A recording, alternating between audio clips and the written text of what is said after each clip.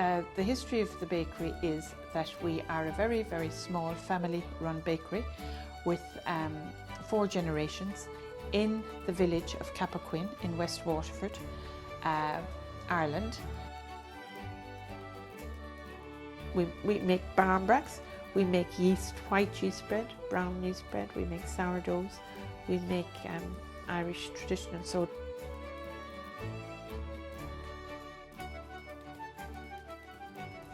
Well, it was lots of hard work. That was the downside, loads of hard work. When our friends were out socialising, we often had to just work in the bakery. We were all, like growing up on a farm, you all had your jobs, and I think it was good in that. It's good now, you know, we're very proud that our bread is very well baked, and it's unique in that sense that it has a unique taste and flavour in its crust. And we put it down to our ovens as well, yeah. And we're good to our ovens, we mind them. We don't overwork them. They're treated with respect. And that's why they're good to us. So it comes back. What you give comes back. You like the smell of bread? I love the smell of bread. Even though I've just had tea, I could have more now. It tastes like more. I love bread. I still love bread. And I do what my father did. I smell bread. I smell bread, yeah. I love bread. Good bread is really lovely. Good bread is good for you. Yeah. Oh, I'd say I'd be very proud of Joe, my husband. I only said it to him last week. I said my father would be so proud of you. Yeah. He would, because he was a hard worker. He's the same birthday as him. Joe is Joseph.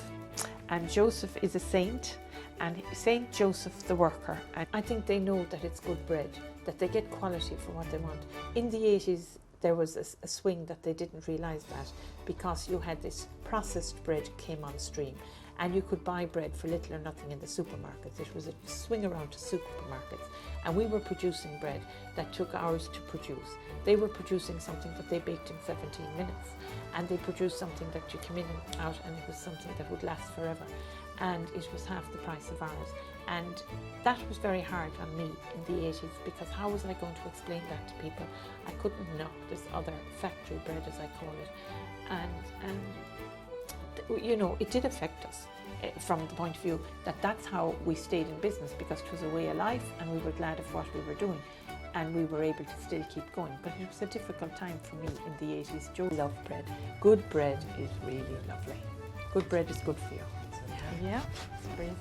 He doesn't need any butter on it. Doesn't he? Oh, good boy. Thank you. Now, is that nice? Try the bread. He knows what's good. And I mean, this is the wonderful thing about the farmers market. It is the comeback to the community, because when you come to the farmers market, they're not rushing. It's a different environment to shopping than anywhere else, and they're supporting the local people who they know live out the road, or a farmer who's growing some vegetables, or a man who has lovely free-range eggs, and they make beautiful things. So people come to support it because they're leaving their money within the area of within their own community, and that's a great thing.